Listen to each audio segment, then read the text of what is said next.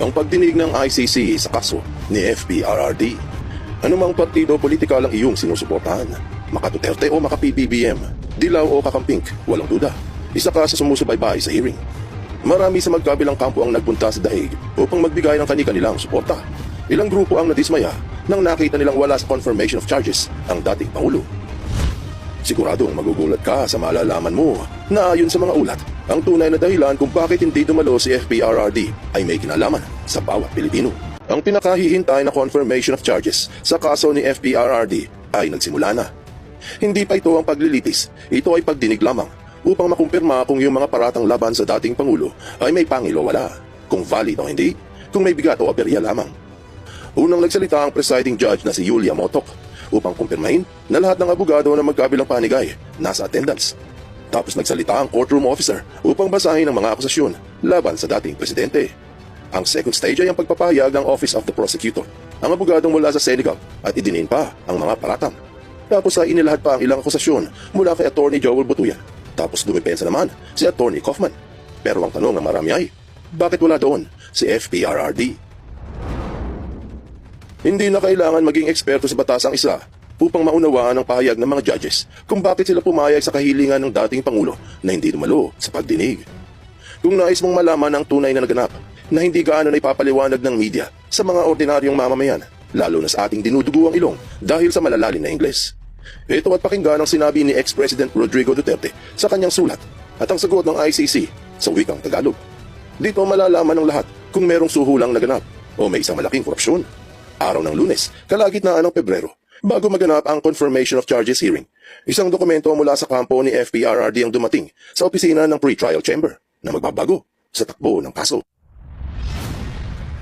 Ika-16 ng Pebrero, nagsumite ang kampo ng dating Pangulo ng isang dokumentong pinamagatang Defense Observations Pursuant to Rule 122 and Defense Request Pursuant to Rule 124. Sinabing defense observation o mga pananaw at paliwanag ng abogadong dumidepensa.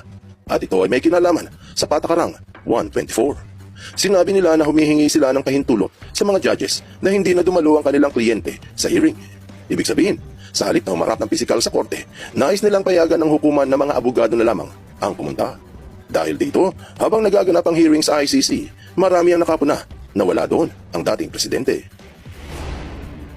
Nang nalaman ng kabilang kampo ang request, marami ang nagtaka kung bakit at ano ang dahilan sa desisyon na hindi pumunta sa korte. Ika-17 ng Pebrero, naglabas ng pahayag ang kabilang kampo ng mga abogado na hindi sila sang-ayon sa request. Kailangan daw ay pumunta ang akusado at hindi pwedeng mga abogado lamang niya. Pati ang common legal representatives of victims o yung mga abogado na tumutulong sa mga umaakusa ay tutol din. Ang akala nila, hindi ito papayagan ng chamber. Mas maganda nga naman kung personal na haharap sa korte ang inaakusahan para maipatupad ang hustisya. At noong una, hindi ito pinayagan ng ICC. Pero bakit tila nagbago sila ng isip? May nangyari bang suhulan o pananakot? Ika-18 ng Pebrero, nagsumiti si ex-President Duterte ng isang liham. Hiniling nito na payagan siyang i-waive o isuko ang karapatang dumalo sa confirmation of charges hearing. Ayaw niyang humarap ng pisikal sa korte. Gayunpaman, pwede rin siyang mag-live streaming at doon makinig kung ito ang nais. Ang kanyang dahilan ay, I do not recognize the jurisdiction of the International Criminal Court over my person. I am a Filipino citizen, forcibly pushed into a jet and renditioned to The Hague in the Netherlands, in flagrant contravention of my country's constitution and of national sovereignty. My kidnapping was facilitated by the office of the incumbent president of the Philippines, with a plane especially chartered for this purpose. Sinabi ni FPRRD na ayaw niyang dumalo sa hearing dahil una, hindi niya kinikilala ang kapangyarihan ng International Criminal Court sa kanya bilang isang individual. Sinabi rin na isa siyang Pilipino na pinilit lang isakay sa isang eroplano at dinala sa Netherlands, isang lantarang paglabag sa saligang batas ng Pilipinas at sa prinsipyo ng pambansang soberenya. Dinagdag pa na ang pagkidnap sa dating Pangulo ay may tulong mula sa opisina ng kasalukuyang Pangulo ng Pilipinas, kung saan gumamit pa sila ng espesyal na charter na eroplano para maisagawa ang pagtakip. Malinaw ang pahayag ng dating presidente kung bakit siya tumangging dumalo sa hearing. Subalit ang sumunod na sinabi niya ay may kinalaman sa bawat Pilipino. Sinabi pa ng dating Pangulo na I do not wish to attend legal proceedings, that I will forget within minutes. I am old, tired, and frail. I wish for this court to respect my peace inside the cell it has placed me. I have accepted the fact that I could die in prison, But those that desire this faith for me should know that my heart and soul will always remain in the Philippines. Sa madaling sabi, makakalimutan lamang ni FPRRD ang pagdinig dahil sa matanda na raw siya, pagod pa at mahina na. Hiniling niya na respetuhin ng korte ang kanyang katahimikan sa kulungan. Tinatanggap na rin niya na baka doon na siya sa loob mamatay. Pero gusto niyang iparating dun sa mga nais na ito ang kanyang maging kapalaran, na ang kanyang puso at kaluluwa ay mananatili sa Pilipinas.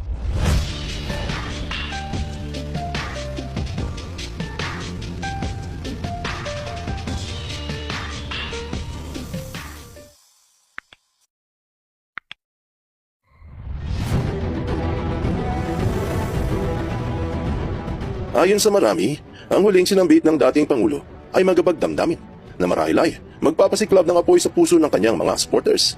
Pero sa grupo ng EJK victims, hindi ito makatarungan. Ayon sa Newswatch Plus, sinabi ng mga drug war victims families, no one can escape justice o wala raw makatatakas sa hustisya. Hati-hati rin ang opinyon ng taong bayan sa hinihiling. Depende kung ikaw ay supporter ng dating Pangulo o hindi. Kanya-kanya ng pananawang mamamayan hinggil dito. Kaya nang inilabas ng chamber ang kanilang desisyon, marami ang nagulat, lalo na yung mga nasa kabilang kampo. Kaya ang tanong ng marami ay, bakit pinayagan? Iba't iba ang spekulasyon ng lumabas hinggil sa pasya ng ICC. Kesyo nasuhulan na raw ang mga husgado. Kesyo natakot na ang mga ito dahil sa mga DDS. Meron pang nagkukomento na pinauwi na raw si FPRRD sa Pilipinas dahil walang ebidensya. May nagsasabi pa na pinayagan ng ICC dahil kaibigan ni FPRRD si Donald Trump. Ano-ano pa man ang mga hinala kung bakit pumayag ang pre-trial chamber sa kahilingan ng defense team ay may kinalaman sa mismong titulo ng dokumentong isinumite ng mga abogado ng dating presidente na defense observations pursuant to Rule 122 at ang defense request pursuant to Rule 124. Kapag sinabing pursuant, ibig sabihin ito ay alinsunod sa patakaran. Pero ano ba ang laman ng mga Rule 122 at Rule 124? Ang patakarang 122 at 124 ay nasa ilalim ng Rules of Procedures and Evidence. Ito yung mga sinusunod ng ICC pagdating sa mga kaso. Sa Rule 122 number 3, sinabi, before hearing the matter on the merits, the presiding judge of the pre-trial chamber shall ask the prosecutor and the person whether they intend to raise objections or make observations concerning an issue related to the proper conduct of the proceedings prior to the confirmation hearing. Ibig sabihin na bago ilatag ang mga paratang at ebidensya, binibigyan ng pagkakataon ng mga abogado ng nagpaparatang at ang akusado kung meron silang pagtutol sa mga proseso bago ang confirmation of charges. Siyempre, sangayon ng mga nag-aakusa, pero maliwanag na tutol si FPRRD. Sinabing pursuant to Rule 122 dahil ang pagtutol ng dating Pangulo ay tama lang at naaayon ito sa Rule 122 number 3 ng ICC. Tapos sinabi sa titulo na defense request pursuant to Rule 124. At ano naman itong Rule 124? Ang sabi, if the person concerned is available to the court but wishes to waive the right to be present at the hearing on confirmation of charges, he or she shall submit a written request to the pre-trial chamber, which may then hold consultations with the prosecutor and the person concerned, assisted or represented by his or her counsel. Ganun naman pala, may patakaran na sa pagdinig ng mga paratang, pinapayagan nilang hindi umattend ang akusado basta magsumiti lamang ng request, kalakip kung bakit ito ayaw. Ang mga patakaran ng ICC sa kanilang Rules of Procedures and Evidence ay halimbawa ng pagpapahalaga nito sa karapatang pantao ng mga inaakusahan. May karapatan sila na hindi dumalo kung ilalahat pa lang ang paratang at ebidensya laban sa kanila. Sa ilalim ng Rule 124, hindi kailangan ng kanyang presensya sa korte basta nandoon ang mga abogado na magsasalita para sa dating Pangulo.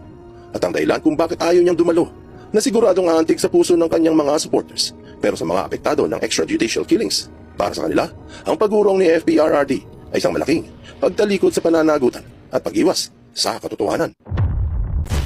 Ang confirmation of charges hearing ng ICC sa kaso ni FPRRD ay inaantabayanan ng mga maka-Duterte, maka-PBBM, maka-Dilawan at mga kakamping. Pero ilang grupo ang nadismaya nang nakita nilang hindi dumalo sa pagdinig ang dating Pangulo. Ang dahilan ay ikinagalap ng mga supporters. Pero sa grupo ng mga biktima, ito ay nakadidismaya.